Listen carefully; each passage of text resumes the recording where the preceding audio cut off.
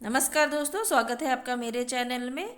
आज के इस वीडियो में हम देखेंगे जवाहर नवोदय विद्यालय के सेक्शन सी लैंग्वेज का अनसीन पैसेज। तो चलिए वीडियो को शुरू करते हैं। ये रहा हमारा पैसेज नंबर 16। पैसेज देखने से पहले हम सवालों को एक बार देख लेते हैं। तो पहला सवाल है, the man would have been killed if. जो आदमी था इस पैसेज में वो मर सकता था अगर। जो ऑप्शंस देखे रहेंगे ABCD, उसमें से आपको आंसर फाइंड आउट करना है। Second question, the man was talking to. वो जो इंसान था वो किससे बात कर रहा था। Third, the man was resting under. जो आदमी था वो किसके नीचे आराम कर रहा था।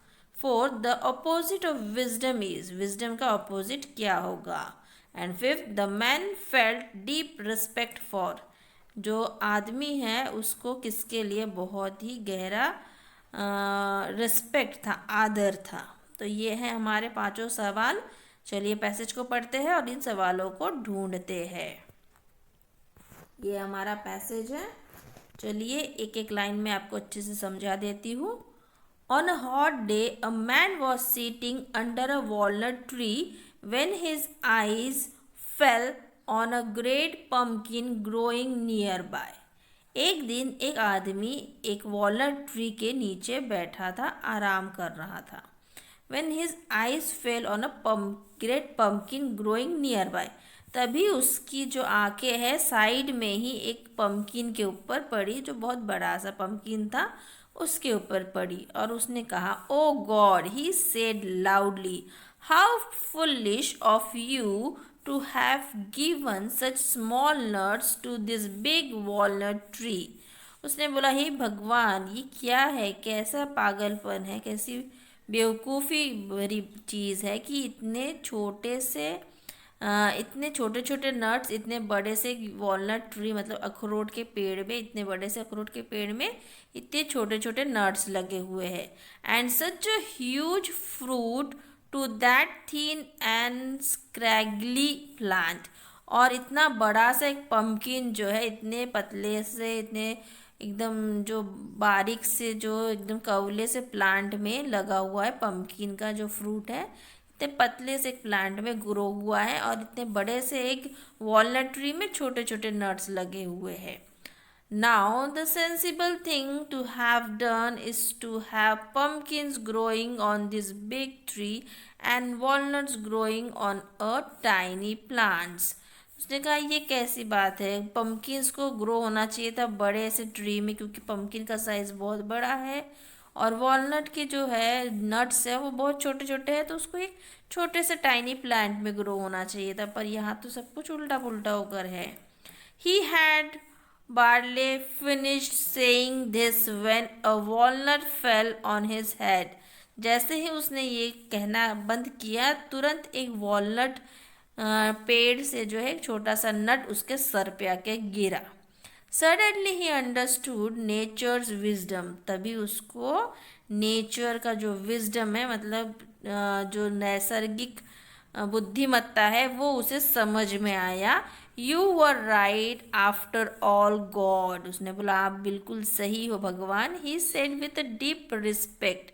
उसने बहुत गहराई से, अंदरूनी श्रद्धा के साथ, आदर के साथ भगवान को कहा कि आप बिल्कुल सही हो। If a pumpkin had fallen on me from such a great height I would have been killed.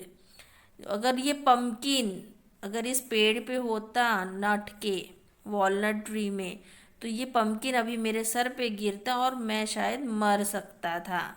तो ये नट गिरा जिससे मुझे कोई हानि नहीं पहुंची।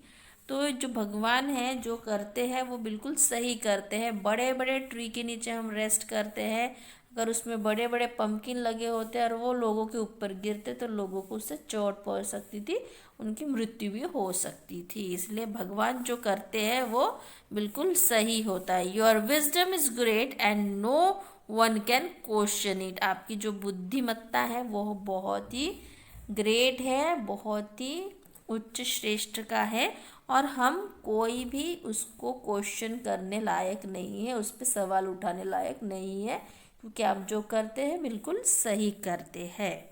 तो ये है हमारा पैसेज। चलिए हम सवालों को देखते हैं। तो ये रहा पहला सवाल। The man would have been killed if, वो आदमी मर सकता था, कैसे मर सकता था? A walnut had fall on him, अगर वॉलनट उस पर गिरता तो वो मरता क्या? नहीं, वो नहीं मरता। The walnut tree had fallen on him, walnut tree गिर रहा था क्या? नहीं, इस पैसेज में नहीं गिर रहा था। A pumpkin had fallen on him, अगर पम्पकिन उस वॉलनट ट्री पे होता और अगर वो उस पे सर पे गिरता तो शायद वो आदमी जो है मर सकता था। So right answer is here C, the pumpkin plant had fallen on him, pumpkin plant अगर गिरता तो वो मरता क्या? नहीं। So right answer is here C, a pumpkin had fallen on him. तो चलिए बढ़ते हैं अब अगले सवाल के तरफ। ये रहा दूसरा सवाल। The man was talking to, वो आदमी किससे बात कर रहा था? The man was talking to वो nature, no. The walnut tree, no. The pumpkin plant, no. The man was talking to the god. So right answer is here D, God.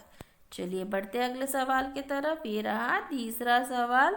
The man was resting under, जो आदमी था वो किसके नीचे आराम कर रहा था? पम्पकिन ट्री के नीचे आराम कर रहा था क्या? नहीं। A scraggly plant, no. A big walnut tree, एक बड़े से वॉलनट ट्री के नीचे आराम कर रहा था। जी हाँ, एक बड़े से वॉलनट अखरोट का जो पेड़ होता है उसके नीचे वो आराम कर रहा था। So right answer is here C, a tiny walnut tree के नीचे भी आराम नहीं कर रहा था। तो यहाँ पे राइट आंसर है the man was resting under a big walnut tree. चलिए बढ़ते हैं अगले सवाल की तरफ। ये रहा चौथा सवाल। The opposite of wisdom is, wisdom का मतलब होता है बहुत बुद्धिमान, बुद्धिमत्ता। तो उसका अपोजिट क्या होगा? रिस्पेक्ट, नहीं, रिस्पेक्ट मतलब आदर होता है, तो ये रॉन्ग हो गया। विजडम मतलब बुद्धिमत्ता, फुलिशनेस मतलब बुद्धू बना, तो इसका राइट आंसर इज है बी, विजडम अपोजिट फुलिशनेस। विजडमलेस कोई वर्ड नहीं होता है, अनविजडम भी नहीं होता है। So right answer is foolishness, the opposite of wisdom is foolishness, B. चलिए बढ़ते अगले सवाल के तरफ। ये रहा पांचवा सवाल। The man fail deep respect for, किसके लिए उनको बहुत आदर हुआ? वो हुआ उनको गॉड के लिए, भगवान के लिए। जब उन्हें उनके सर पे वो नट गिरा और उन्होंने सोचा कि सही में अगर पम्पकिन होता उसके सर पे गिरता तो वो वहीं पे मर जाता। तो भगवान जो करते हैं बिल्कुल सही करते हैं, इसलिए the man felt deep respect for God, not himself, not nature, not the walnut tree. Right answer is here B. तो आपने सारे सवाल देख लिए हैं, पैसेज देख लिया है और इनके आंसर्स भी देख लिए हैं। तो मुझे कमेंट बॉक्स में लिख के बताइए आपके कितने सवालों के जवाब सही हुए हैं और कितने सवालों के जवाब गलत हुए हैं। पैसेज को अच्छे से पढ़िए, पैसेज पढ़ने से पहले सवालों को देख लीजिए ताकि आंसर्स आपको तुरंत मिल जाए। मेरे इस वीडियो को देखने के लिए आपका बहुत बहुत धन्यवाद। अगर वीडियो पसंद आया तो प्लीज़ एक लाइक कर दीजिए और मेरे चैनल को सब्सक्राइब कर लीजिए। मिलते हैं नेक्स्ट वीडियो में। Till then bye bye.